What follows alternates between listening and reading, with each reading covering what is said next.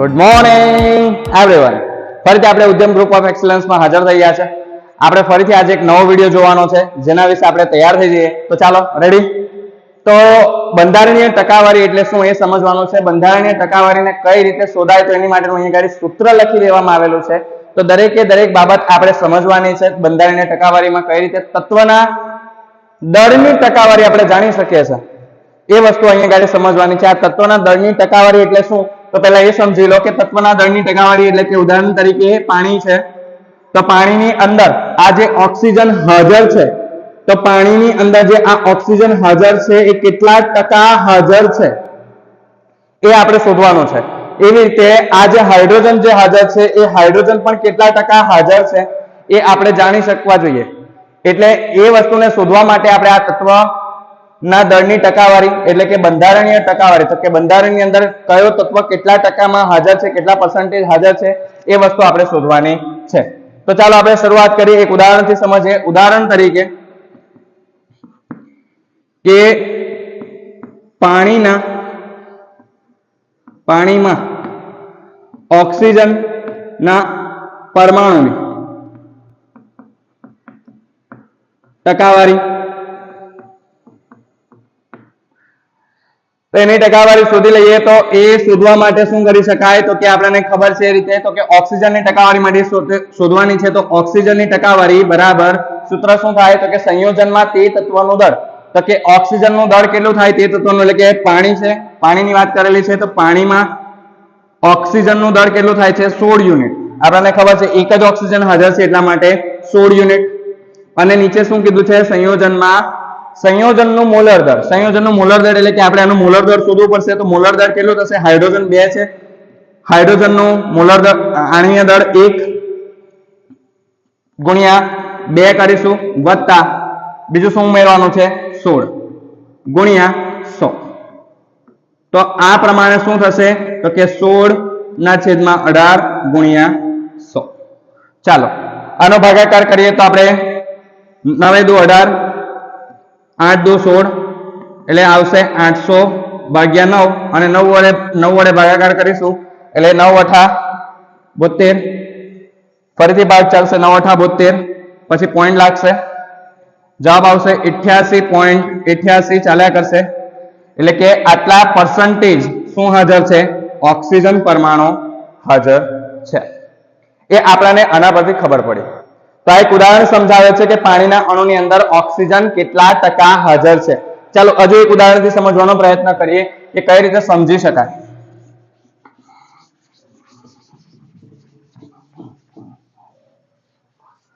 તો કે આપણે જોવાનું છે ઓક્સિજન નું ટકાવાર પ્રમાણ H2SO4 માં. ચાલો ઓક્સિજનનું ટકાવાર પ્રમાણ ફરીથી આપણે શેમાં શોધવાનું છે H2SO4 માં. આપણને ખબર છે એ રીતે ઓક્સિજનનું દળ 16 થાય છે હાઇડ્રોજનનું દળ 1 થાય છે સલ્ફરનું દળ થાય છે 32 એ આપણને ખબર છે. એ રીતે આપણે જ્યારે શોધતા જઈએ તો ઓક્સિજનના દળ માટે અહીંયા ગાડી ઓક્સિજન કેટલા હાજર છે 4 તો ઓક્સિજન 4 છે એટલે 4 ગુણ્યા 16 તો 16 ચોક 64 છેદમાં આપણે સંયોજનનું મોલર દળ એટલે કે કોનું H2SO4 નું મોલર દળ એટલે 1 ગુણ્યા 2 થશે હાઇડ્રોજન વત્તા બીજું થશે સલ્ફર 32 વત્તા 4 ગુણ્યા 16 ગુણ્યા 100 આ થઈ શકે છે. આ થાય એટલે આપણને ખબર પડે છે 64 અને નીચેનો બધો સરવાળો કરીશું તો આવશે 98 ગુણ્યા 100. તો હવે આનું સામાન્ય રૂપ આપીએ. તો સામાન્ય રૂપ આપવા માટે આપણે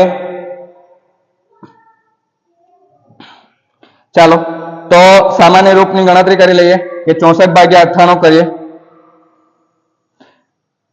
તો આવે છે 0 પોઈન્ટ અને ગુણ્યા 100 કરીશું એટલે 65.30% શું હાજર છે ઓક્સિજન.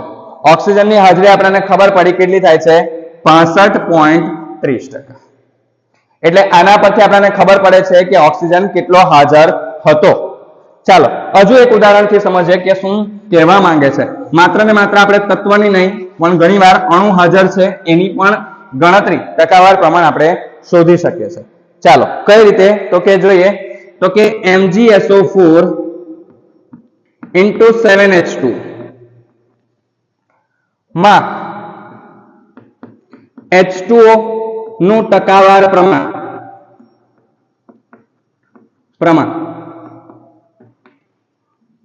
કેટલું થાય?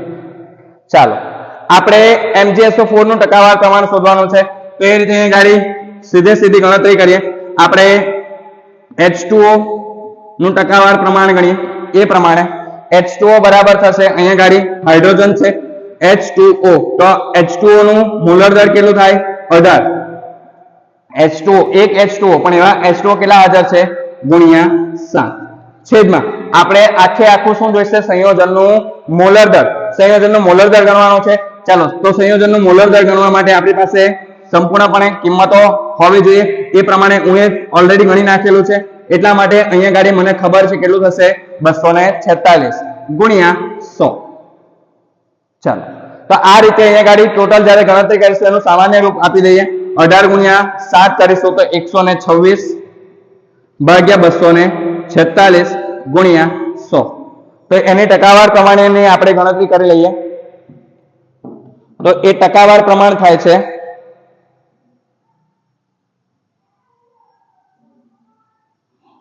એ થાય છે 51.21. કેટલું આવે છે? તો કે 51.21%. તો આ તમે શોધી શકો છો કે આ જે મેગ્નેશિયમ સલ્ફેટ સાથે ઇન્ટુ 7H2O છે એની અંદર પાણીનું ટકાવાર પ્રમાણ કેટલું હતું એ આપણે આના દ્વારા સમજી શક્યા કે 7H2O છે મીન્સ કે એ 51.21% શું ધરાવે છે? પાણી ધરાવે છે. આ સંયોજનની અંદર 51.21% શું છે? પાણી છે. આપણે આ વસ્તુ જોઈ લીધી. તો મને આશા છે તમને બંધારણીય ટકાવારી સમજાઈ ગઈ હશે. ચલો આપણે આગળ નવો ટોપિક જોઈએ. ચાલો મિત્રો, આપણે બંધારણીય ટકાવારી જોઈ લીધી. ત્યાર પછી આપણે સમજવાનું છે આણ્વીય સૂત્ર માટે પ્રમાણ સૂચક સૂત્ર. હવે આ પ્રમાણ સૂચક સૂત્ર શું છે? તો કે દરેક સૂત્રનું પ્રમાણ દર્શાવે છે. એટલે કે પ્રમાણ આપણે જાણવાનું છે. પ્રમાણ કઈ રીતે જાણી શકાય? તો કે સમજીએ એક ઉદાહરણથી કે આણ્વીય સૂત્ર શું છે. તો કે આણ્વીય સૂત્રનું એક ઉદાહરણ લઈએ. તો કે આણ્વીય સૂત્ર આપણે ગ્લુકોઝ આપણે સમજેલા છે. તો ગ્લુકોઝની વાત કરીએ તો ગ્લુકોઝનું આણ્વીય સૂત્ર શું થાય છે? C6H12O6. તો આ શું થયું? આણ્વીય સૂત્ર. હવે આપણે શું જોઈએ છે? પ્રમાણ સૂચક સૂત્ર. તો કે પ્રમાણ સૂચક સૂત્ર. તો કે પ્રમાણ સૂચક સૂત્રને બીજું ઇંગ્લિશમાં શું કહેવાય છે? ઇમ્પેરિકલ ફોર્મ્યુલા. એટલે કે એને ઇમ્પેરિકલ ફોર્મ્યુલા પણ કહેવાય છે. આણ્વીય સૂત્ર એટલે મોલેક્યુલર ફોર્મ્યુલા, એ તો બધાને ખબર જ છે, પણ પ્રમાણ સૂચક સૂત્રને ઇંગ્લિશમાં કહેવાય છે ઇમ્પેરિકલ ફોર્મ્યુલા. તો કે આ ઇમ્પેરિકલ ફોર્મ્યુલા કઈ રીતે શોધી શકાય? તો કે આણ્વીય સૂત્ર છે એની અંદરથી માત્ર ને માત્ર કાર્બન, હાઇડ્રોજન ને ઓક્સિજનનું એકદમ નાનામાં નાનો ગુણોત્તર કયો બની શકે એ આપણે સમજવાનું છે. તો આપણે નાનામાં નાનો ગુણોત્તર તો કે કાર્બન 1, હાઇડ્રોજન 2 અને પાછા ઓક્સિજનની વાત કરીએ તો ઓક્સિજન 1. તો કે આ કેવો ગુણોત્તર થઈ ગયો? ખૂબ જ નાનો. તો કે કાર્બન 1 થઈ ગયો, હાઇડ્રોજન 2 થઈ ગયા અને ઓક્સિજન 1 થઈ ગયો. હવે આનો ગુણાકાર કોની સાથે મેં કરીશ કે જેનાથી મને પાછું પ્રમાણ સૂચક સૂત્રમાંથી આણ્વીય સૂત્ર મળી શકે? તો કે મેં 6 સાથે જેવો ગુણાકાર કરીશ આનો, એટલે મને શું મળી જાય? આણ્વીય સૂત્ર મળી જાય. તો કે આણ્વીય સૂત્ર એક ચોક્કસ ગુણોત્તર સાથે ગુણાકાર કરવાથી, પ્રમાણ સૂચક સૂત્રનો ચોક્કસ ગુણોત્તર સાથે ગુણાકાર કરવાથી આપણને શું મળે છે? આણ્વીય સૂત્ર મળે છે. આ આણ્વીય સૂત્ર આપણી પાસે 6 વડે ગુણીશ એટલે મને સીધું મળી જાય C6H12O6. આ મળી જાય છે. આશા છે મેં જે કહેવા માંગુ છું તે તમને સમજાય છે. ચલો હજુ એક ઉદાહરણથી સમજવાનો પ્રયત્ન કરીએ. તો કે C2H5OH મીન્સ કે આની અંદર કઈ રીતના કેટલા હાજર કાર્બન છે, બરાબર છે? તો અહીંયા ગાડી હાજર કાર્બન તરીકે C2, હાઇડ્રોજન કેટલા થાય છે? 6 થાય છે. ઓક્સિજન કેટલા થાય છે? 1 જ થાય છે. તો હવે આનો ઓછામાં ઓછો ગુણોત્તર માત્ર ને માત્ર અહીંયા ઓક્સિજન 1 જ હાજર છે, એટલે આનું પ્રમાણ સૂચક સૂત્ર પણ કેટલું થશે? C2H5H6O જ થશે.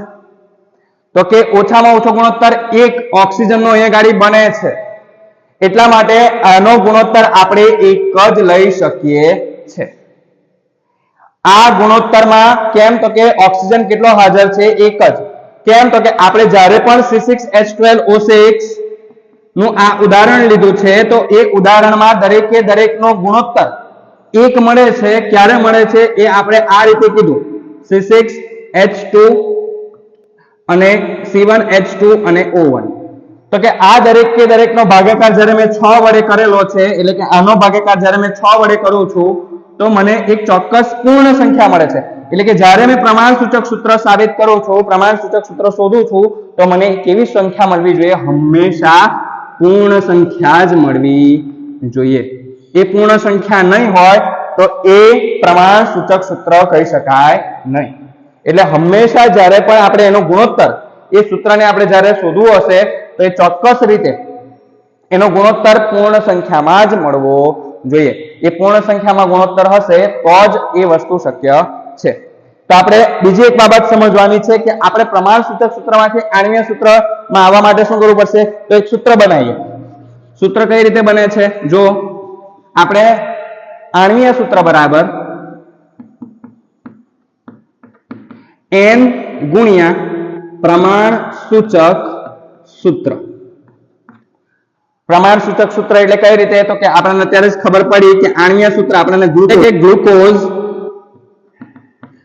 નું આણ્વીય સૂત્ર આપણને ખબર નથી, પરંતુ આપણે એની પાસે આપણને એવું ખબર છે કે પ્રમાણસૂચક સૂત્ર એનું કેટલું થાય છે? C1H2O1. આવું થાય છે. તો આ બરાબર આપણને એવું ખબર નથી તો કે n ગુણ્યા પ્રમાણસૂચક સૂત્ર એટલે કે C1H2O1 અને એનો ગુણાકાર આપણે જ્યારે 6 સાથે કર્યો, એટલે કે n એટલે કેવી સંખ્યા? તો કે ગુણોત્તર વાળી સંખ્યા, એટલે કે C1H2O1 એટલે 6 સાથે ગુણાકાર કરું એટલે મને શું મળી જશે? C6H12O6. તો કે આ દરેકે દરેક સૂત્રમાં આપણને મદદરૂપ થશે. કઈ રીતે? આ સૂત્ર પરથી આપણે શોધી શકીએ છીએ કે પ્રમાણસૂચક સૂત્રને n વડે ગુણ્યાથી આપણને કયું સૂત્ર મળે છે? આણ્વીય સૂત્ર મળે છે. એટલે કે આપણે આ n એક પૂર્ણ સંખ્યા છે કે જેનો ગુણાકાર પ્રમાણસૂચક સૂત્ર સાથે કરવાથી આપણને આણ્વીય સૂત્ર મળશે. બીજું એક સૂત્ર પણ બને છે. કઈ રીતે? તો કે આણ્વીય સૂત્ર દળ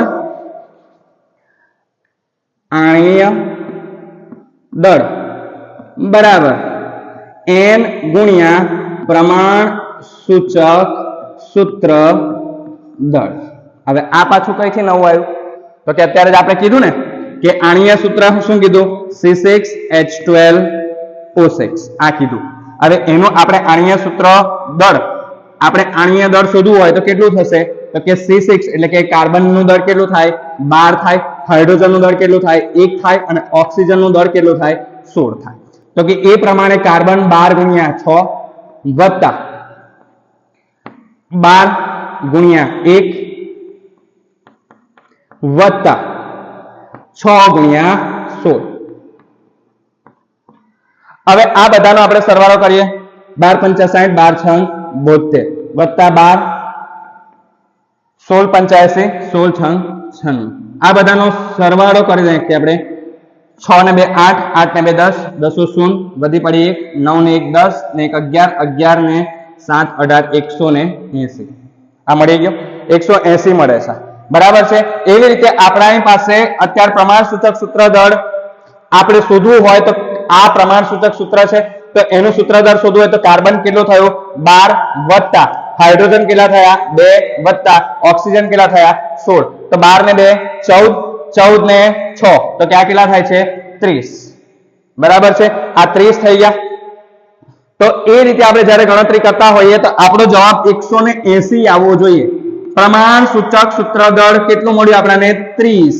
અને એનું આ n એટલે ગુણોત્તર કેટલો હતો? આપણે અત્યારે જ સમજી જતા કેટલો હતો? 6 હતો. તો 6 તારીખ 18 એટલે 180. તો કે એ જે પ્રમાણસૂચક સૂત્ર છે એ સૂત્ર દળ સાથે પણ શું છે? સંલગ્ન છે. એના દળમાં પણ એ જ પ્રકારે સીધો શું કરે છે? તફાવત મેળવાય છે. તો આ તફાવતને પણ આપણે આ રીતે મેળવી શકીએ છીએ. આ એક ઉદાહરણથી તમને સમજાય કે સૂત્ર દળ કઈ રીતનું છે, તો કે આ બે સૂત્ર ખાસ યાદ રાખજો. મેં બે સૂત્ર તમને સમજાવ્યા છે, બંને સૂત્રમાં શું તફાવત છે તે પણ તમને સમજાવ્યો કે બંને સૂત્ર. પહેલું જે સૂત્ર છે એ માત્ર ને માત્ર સૂત્ર દર્શાવે છે. પહેલું જે સૂત્ર છે એ દરેકે દરેક પરમાણુનો ફોર્મ્યુલા મીન્સ કે સૂત્ર દર્શાવે છે. આ શું દર્શાવે છે? એનું દળ એટલે કે વેઇટ, માસ આપણાને આ સૂત્રમાં મળે છે.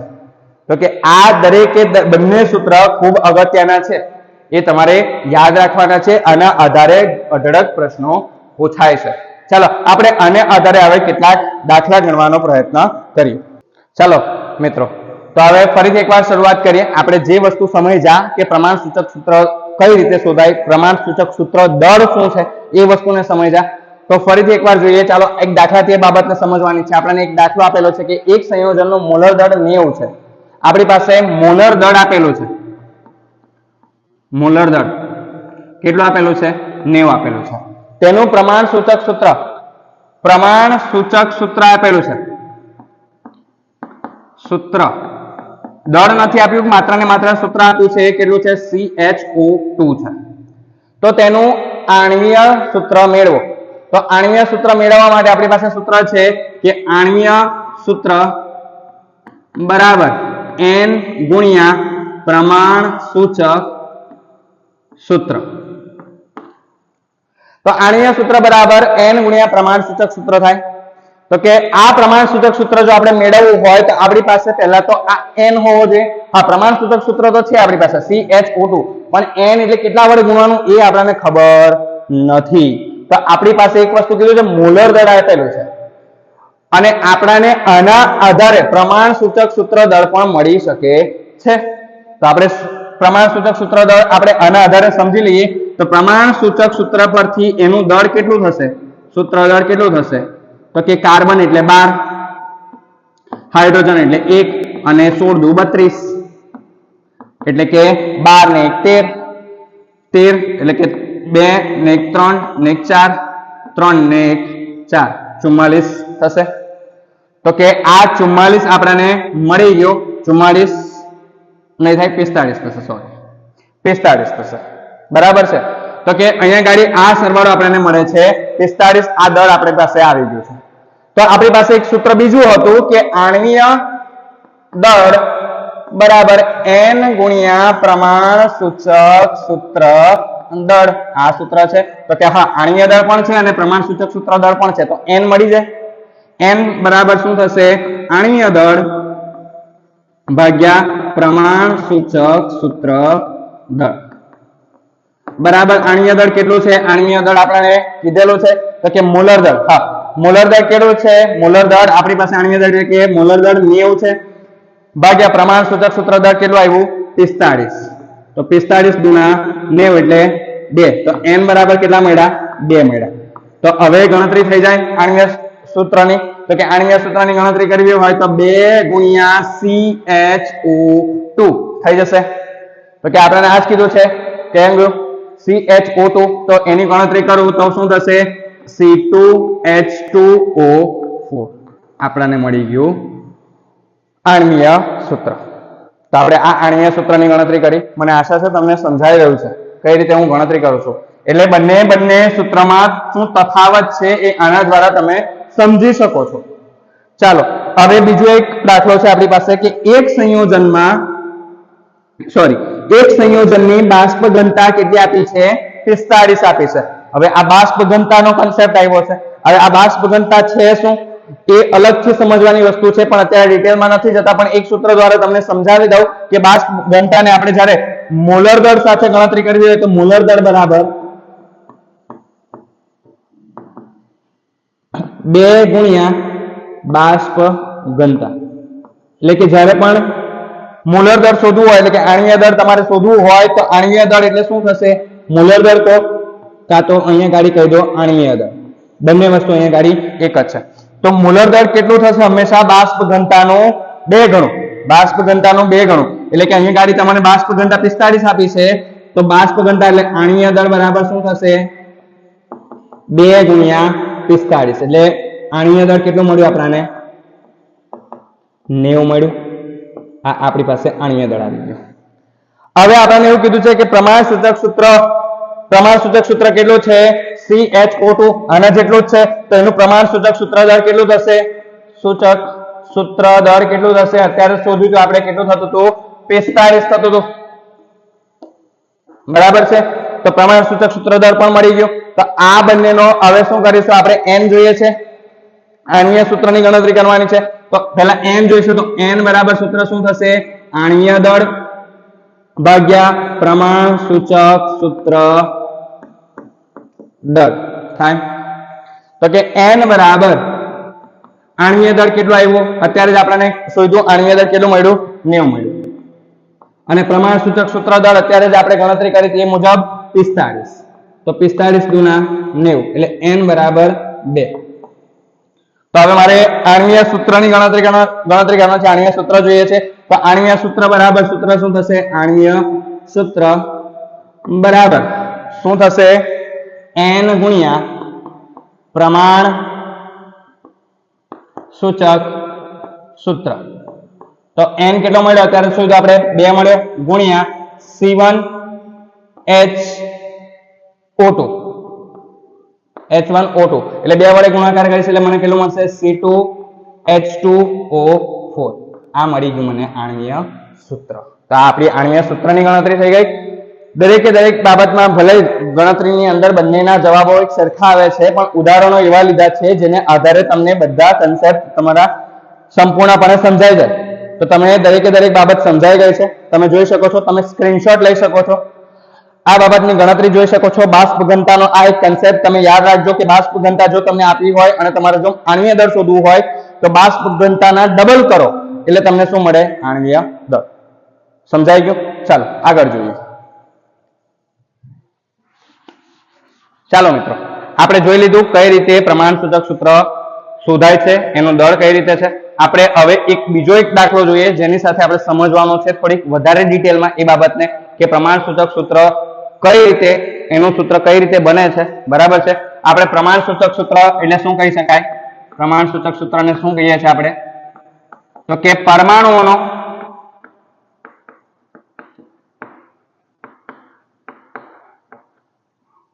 પૂર્ણ સંખ્યા માં ગુણોત્તર. એક નાની વ્યાખ્યા તરીકે આપણે સમજી શકીએ કે પ્રમાણસૂચક સૂત્ર કોને કહી શકાય? તો કે પ્રમાણસૂચક સૂત્ર એટલે કે પૂર્ણ પરમાણુઓનો પૂર્ણ સંખ્યામાં ગુણોત્તર. ચાલો, આપણને એવું કીધું છે કે કાર્બન 40% છે, એક સંયોજન છે, એમાં કાર્બન 40% છે, હાઇડ્રોજન 6.7% છે અને ઓક્સિજન જે છે એ 53.3% જેટલો હાજર છે. તો હવે આપણે આને આધારે આપણે સમજવાનું છે કે આપણને દરેક કયા કયા પરમાણુ આપ્યા છે. તો કે પહેલા તો તત્વ જોઈ લઈએ કે કયા કયા તત્વ આપ્યા છે. તો કે તત્વની અંદર આપેલા છે તો કે પહેલો છે કાર્બન, બીજો છે એક હાઇડ્રોજન અને ત્રીજો છે ઓક્સિજન. આપણને દરેકે દરેકનું ટકાવાર પ્રમાણ આપ્યું છે કે કેટલા ટકા એ પરમાણુ હાજર છે. તો કે આપણને એમાં દળનું ટકાવાર પ્રમાણ આપ્યું છે. દળનું શું આપ્યું છે? ટકાવાર પ્રમાણ આપ્યું છે. તો પહેલું કાર્બનનું દળથી ટકાવાર કેટલું છે? 40. હાઇડ્રોજન કેટલો છે? 6.7 અને ઓક્સિજન કેટલો છે? 53.3. આપણને કીધેલું છે. હવે આપણી પાસે શું જોઈએ છે? દરેકે દરેક પરમાણુ છે, અહીંયા પરમાણુય દળ જોઈશે. તો કે પરમાણુય દળ લેવાનું છે. આપણે મૂળ વસ્તુ શોધવાની છે કે સંયોજનનું અણુસૂત્ર શું થશે. આપણે સંયોજનનું અણુસૂત્ર શું થાય એ શોધવાનું છે. એટલે આપણે ટકાવાર પ્રમાણ પછી આપણે સંયોજનનું અણુસૂત્ર શોધવાનું છે. તો કે પરમાણુય દળ કાર્બનનું કેટલું થાય છે? 12 થાય છે. હાઇડ્રોજનનું કેટલું થાય છે? 1 થાય છે. ઓક્સિજનનું કેટલું થાય છે? 53.3. તે તો ટકાવાર છે પણ ઓક્સિજનનું દળ થશે 16. ચાલો, હવે મૂળ વસ્તુ જોઈએ છે અણુ. આપણે જે રીતે અહીંયા ગાડી પરમાણુય દળ આપેલું છે તો એ રીતે અહીંયા ગાડી આપણે જ્યારે એટોમિક એટલે કે પરમાણુય ગુણોત્તર આપણે શું મેળવવાનું છે? પરમાણુય ગુણોત્તર. હવે આ પરમાણુય ગુણોત્તર એટલે શું આવ્યું પાછું નવું? પરમાણુય ગુણોત્તર શા માટે? તો કે અહીંયા ગાડી તમે ધ્યાનથી જુઓ કે બધાનો શું આપ્યો છે? ટકાવાર પ્રમાણ આપ્યું છે, દળ આપ્યું નથી. આ બધા શું છે? આટલા ટકા સંયોજનની અંદર હાજર છે. તો આપણે પરમાણ્વીય ગુણોત્તર જોઈએ એટલે શું કરવાનું છે કે પર્સન્ટેજ જેટલા ટકા આપ્યા છે એના ભાગ્યા શું કરવાનું છે? પરમાણ્વીય દળ વડે ભાગી નાખવાનું છે.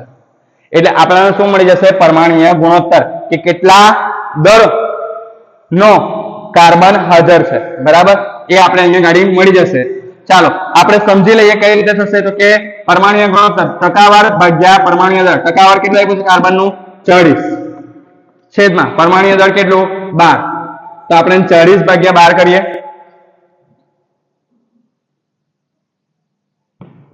ચાલો 40 ભાગ્યા 12 કરીએ છે તો જવાબ આવે છે 3.33.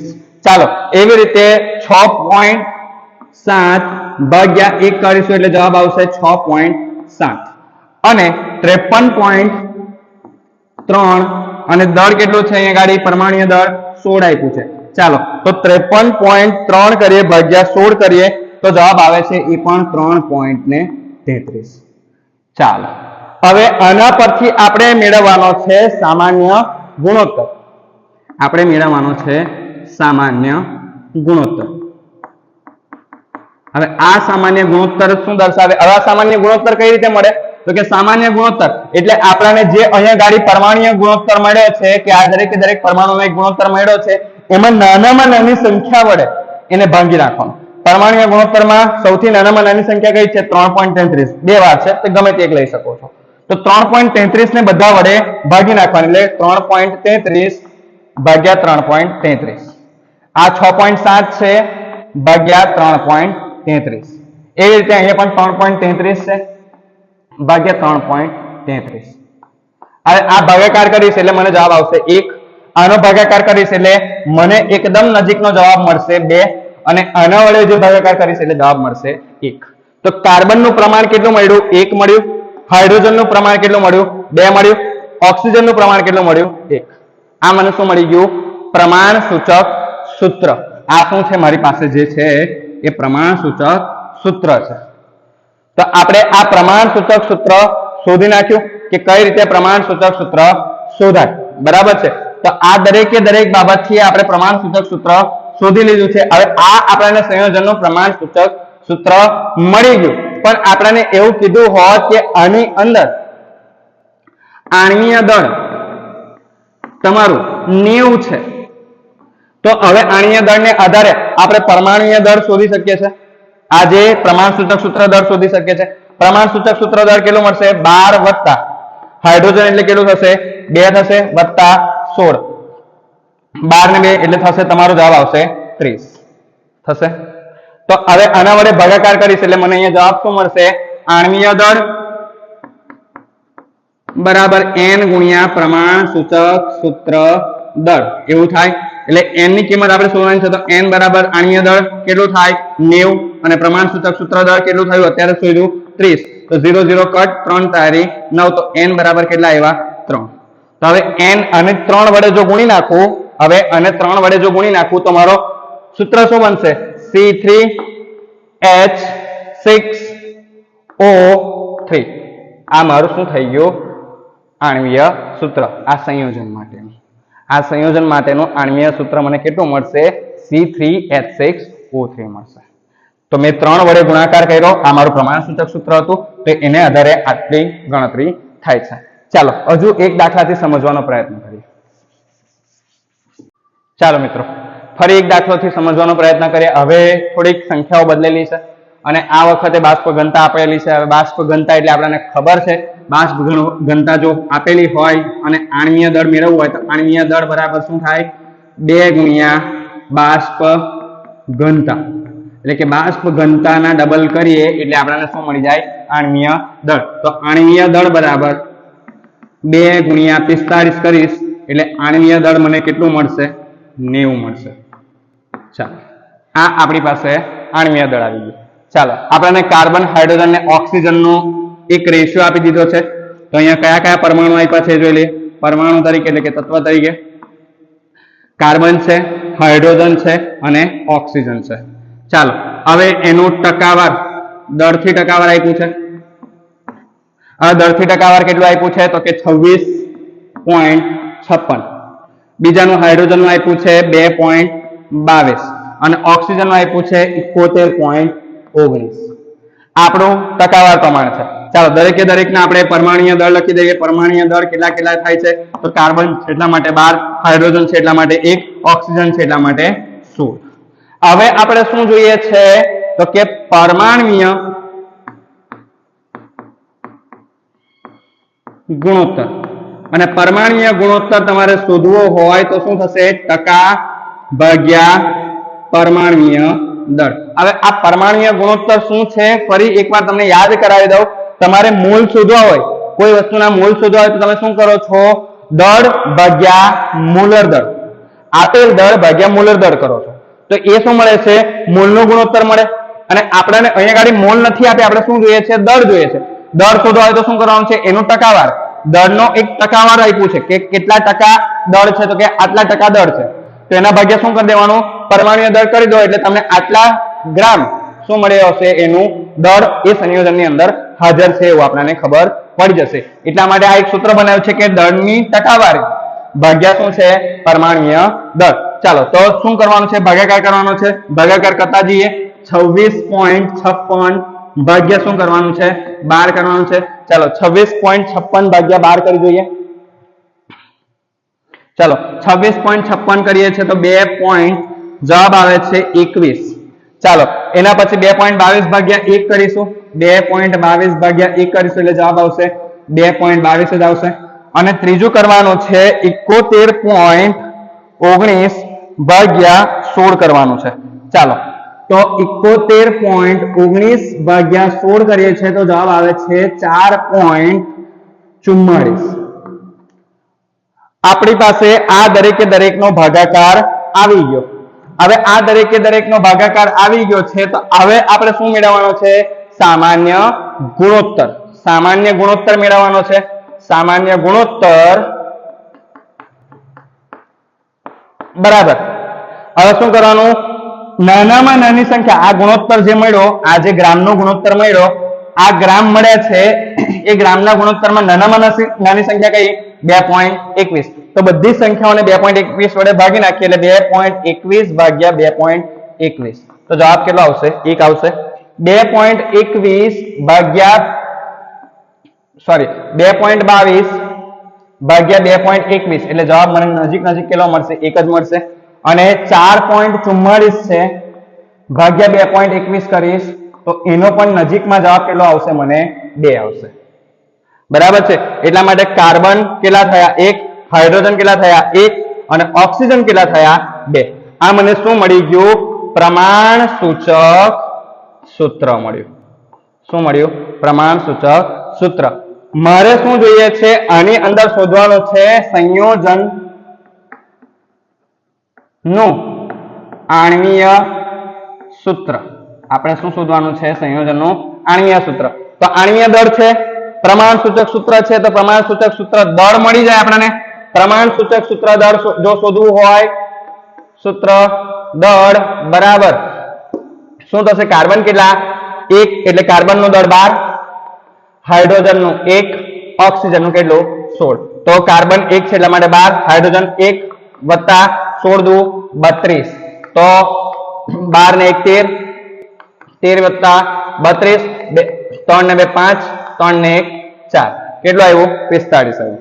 ચાલો તો આપણને 45 મળી ગયો. તો આપણે n ની કિંમત શોધવી હોય તો n બરાબર સૂત્ર શું થશે? આપણી પાસે એક સૂત્ર હતું આણ્વીય દળ બરાબર n ગુણ્યા પ્રમાણ સૂચક સૂત્ર દળ બરાબર શું થાય? n ની કિંમત આપણને ખબર નથી, એ તો શોધવાની છે. તો n ને કરતા બનાવી દઈએ સૂત્રનો. તો n બરાબર આણ્વીય દળ ભાગ્યા પ્રમાણ સૂચક સૂત્ર દળ થશે. આણ્વીય દળ કેટલું? આણ્વીય દળ અત્યારે શોધ્યું આપણે કેટલું? 90 ભાગ્યા કેટલું? 45. તો 45 ગુણ્યા 2 તો કેટલો આવે છે? n બરાબર 2. તો પ્રમાણ સૂચક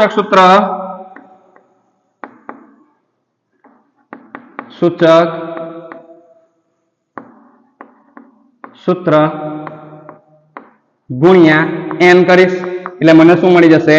આણ્વીય દળ મળી જશે. તો આણ્વીય દળ 2 n કેટલો મળ્યો? 2 મળ્યો.